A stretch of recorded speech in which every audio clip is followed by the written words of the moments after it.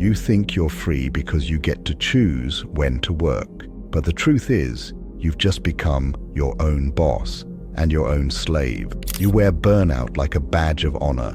You chase goals that don't even feel like yours. You scroll for motivation only to feel more exhausted. You tell yourself you're building a future, but deep down, you're afraid of stopping. Because if you stopped, you'd have to feel. And if you felt, everything might fall apart.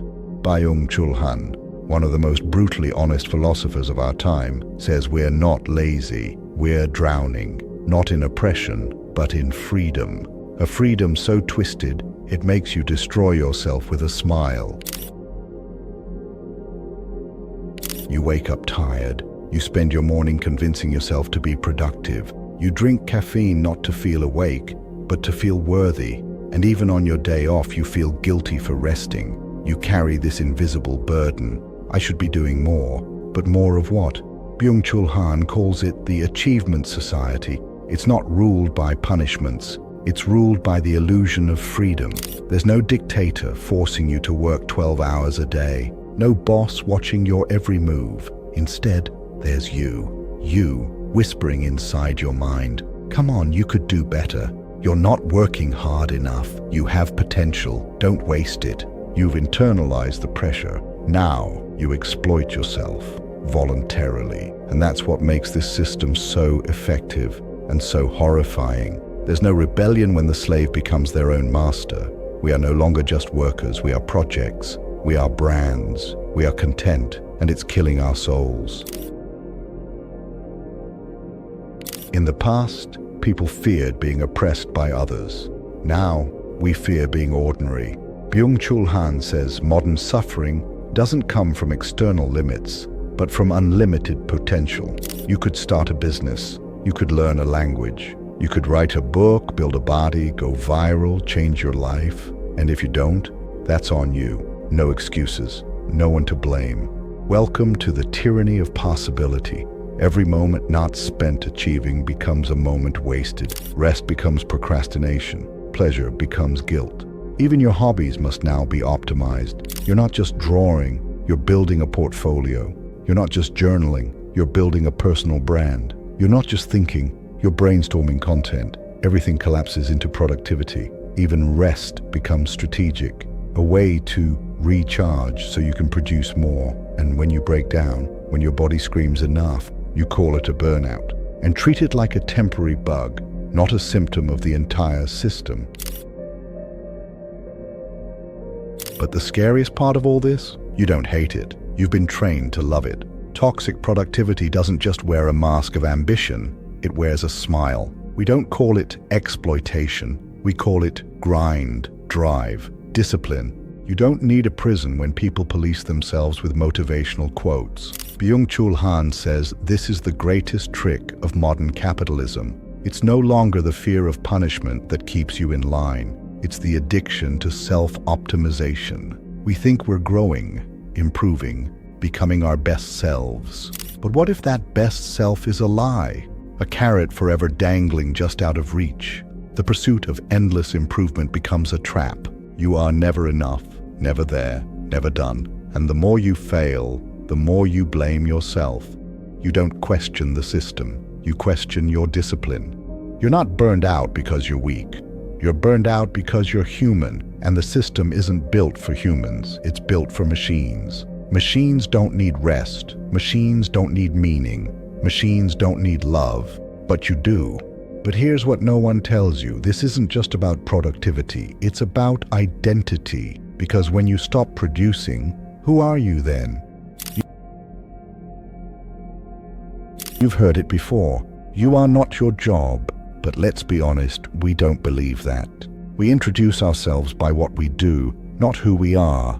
We feel proud when we're busy, ashamed when we're idle.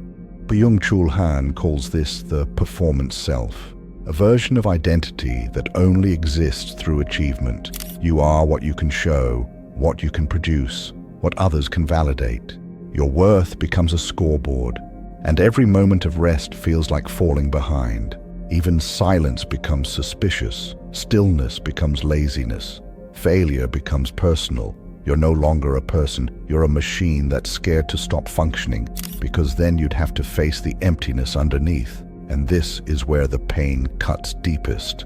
Because when you tie your identity to productivity, you also tie it to anxiety, to shame, to constant fear of not doing enough. It's why you can't enjoy weekends, why a day off still feels like a debt, why even a slow morning feels like self-betrayal. Because again, if you're not producing, who even are you? We were sold the lie that purpose is found through constant growth. But what if growth is not always progress? What if rest isn't laziness, but wisdom?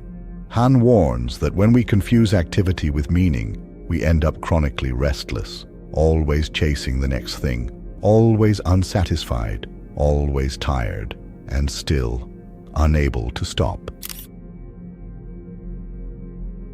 Byung-Chul Han doesn't shout, he doesn't rage, he simply observes and reveals the quiet brutality hiding behind our modern smiles. He says we live in an era of violence without visible enemies. No one is yelling at you to work harder. No one is punishing you for not grinding. In fact, they're applauding you. You're so disciplined. You're so productive. You inspire me. And yet, you're slowly dying inside. Not from pressure, but from the inability to stop applying pressure to yourself. This is the paradox of our time. We are both prisoner and warden, both worker and boss, both abuser and victim. And the worst part? We think we're doing it for ourselves. But Han challenges that illusion. He says what we call freedom is actually a form of internalized control. You think you're free because no one is forcing you, but that's the trick. The most efficient form of control is the kind that makes the controlled believe they're in charge. It's why hustle culture thrives, why burnout is romanticized, why we mock rest and admire stress, and so we destroy ourselves with a smile, pushing past our limits, staying up just a little longer, doing one more thing, and calling it ambition. But what if it's not ambition? What if it's fear? Fear of irrelevance, of stillness, of not being enough without effort. And this fear, it doesn't end when the task is done. It follows you into rest, into love, into life. Because if you don't know who you are beyond achievement, even joy starts to feel suspicious. Let's go deeper. You felt it, the quiet ache that no amount of work seems to numb. The strange hollowness that creeps in even when you're productive, praised, or perfectly scheduled. Byung-Chul Han believes this isn't a personal failure. It's systemic. The collapse of true experience is the hidden cost of our productivity obsession. In his view, we no longer live our lives. We process them. We click, react, scroll, respond, complete. But we don't dwell. We don't absorb. And because of that, we don't transform. Han writes that modern life produces what he calls the shallow present, a time sense that is endlessly active but never deep. We're always doing, yet never arriving anywhere. The days blur into task lists, the moments don't touch us, and our memories become weak because we haven't truly felt anything long enough for it to become part of us. We begin to lose the ability to suffer in a meaningful way, because even suffering must now be productive, something to post about, overcome, or extract a lesson from, not something to sit with. Han warns that this sterilization of suffering is the sterilization of the soul. If we cannot suffer, we cannot be changed. But this requires something the system cannot afford to give us: slowness, stillness, and depth. Instead, it keeps us suspended in a frantic surface where the body is restless, the mind is scattered, and the spirit is numb. And the cruelest part?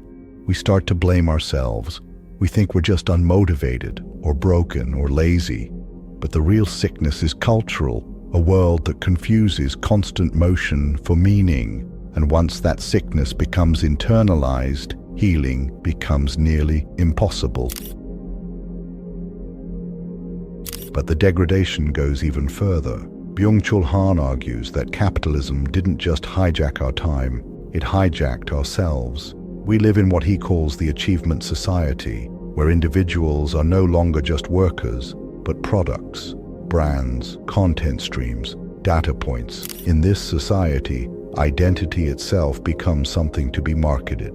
You don't exist unless you're visible. You're not valuable unless you're measurable. You're not real unless you can be optimized. Han describes the rise of digital narcissism, not vanity, but a compulsive self-monitoring. We become both subject and object, always watching ourselves, curating ourselves, evaluating ourselves. We live with a camera in the mind, and this surveillance doesn't liberate us. It traps us in performance. Even the most intimate acts, journaling, praying, grieving, risk becoming performative. Aesthetic suffering for an imaginary audience. You don't rest because you're tired. You rest so you can post about mindfulness. You don't read because you love ideas. You read to say you did. Even your healing becomes content. And beneath this curated self is silence, loneliness, a desperate hunger for something real. But Han says that authenticity cannot survive in this mirror world. The moment you become aware of being watched, even by yourself, the moment begins to die. He writes, "The compulsion of transparency does not produce trust, but control. It makes intimacy impossible, because intimacy, with yourself, with others, with life, requires vulnerability, unpredictability, and mystery, none of which can exist in a world of constant exposure. So we substitute performance for presence. We perform joy instead of feeling it. We signal depth instead of developing it. We build profiles instead of personalities. And what we lose in this process is so subtle, so tragic, most people never even notice. They just wake up one day, surrounded by followers, achievements, and scheduled success, and feel absolutely nothing. You don't need more motivation. You need something the modern world has stolen from you. A self that belongs to you. Not your audience, not your metrics, not your productivity, just you. We often think of negativity as the enemy. Sadness, boredom, frustration. These are to be eliminated, medicated, optimized away. But Byung-Chul Han argues something radically different. Positivity can become violence, not physical violence, but psychological and existential. Because in the achievement society, failure is no longer a shared burden. It becomes a personal flaw. Han writes that the demand for positivity, efficiency, and self-optimization creates a society where suffering is hidden, where people feel ashamed to be tired, broken, or simply human. You're expected to rise and grind, hustle through the pain, and be your best self. But this weaponized positivity doesn't heal us. It isolates us. When everyone is pretending to be okay, those who aren't start to feel like aliens. You can't show your wounds because you'll be told it's your mindset that's wrong.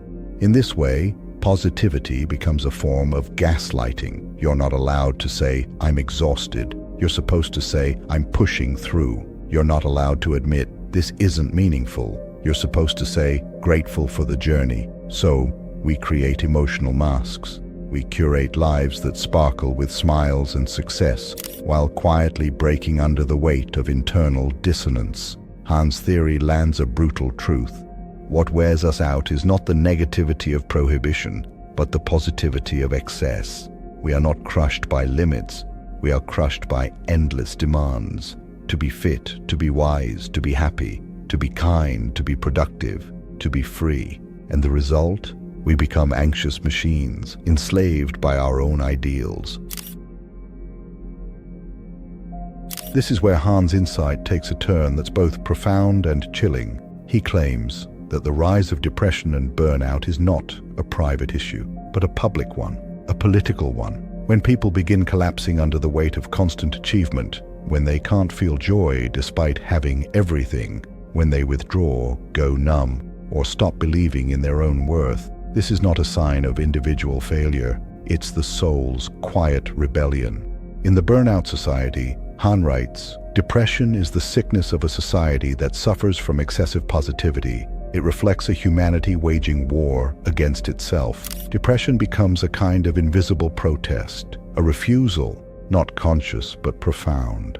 It's the body saying, 'I cannot do this anymore.' It's the soul saying, 'Stop performing. Let me exist.' Han challenges us to stop treating these inner collapses as malfunctions and start seeing them as messages, signals that something in our way of life is deeply wrong, that maybe our minds aren't broken, maybe they're trying to wake us up.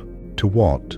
To the fact that no amount of hustle will save us, that the dream life we've been promised is a treadmill with no end. That meaning cannot be found in the accumulation of rewards, but only in the rediscovery of being. Han doesn't romanticize suffering, but he does say this: only when we learn to dwell, to remain with things, can we begin to live fully.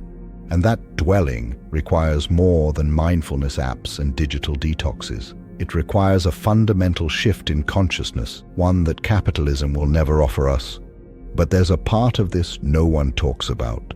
Even if you escape the system, even if you stop producing and start feeling, there's a silence that comes next. And that silence can be terrifying. We often fantasize about escape, quitting the job, leaving the city, throwing away the phone, reclaiming peace. But Han reveals something haunting. We flee into activity to escape the terror of silence. When the productivity engine is turned off, when we're no longer being watched, rewarded, or measured, a strange emptiness emerges. Not peace, not freedom, void. Because for years, our identity has been built on doing, proving, improving, performing. So when all that stops, who are you? Han warns that we've lost the ability to simply be. We've been so conditioned to treat time as a resource that when time becomes open and undirected, we panic. And into that silence comes something we've been avoiding all along: the self. Not the branded version, not the one from your LinkedIn bio or curated story highlights, but the raw, unfiltered you, with your unfulfilled desires, quiet fears, and unanswered questions. This is what Han calls the terror of the real, and it's why we compulsively return to work, content, and stimulation, not because we love it, but because we're afraid of being alone with ourselves. This is the final trap of the productivity age. It steals your silence, it colonizes your stillness, and by doing so, it disconnects you from the very ground of your existence. Is there a way out? Han doesn't give us a 5-step plan, he doesn't sell a solution, because in his view that would only repeat the sickness, trying to optimize our way into healing. Instead, he offers a forgotten idea: dwelling.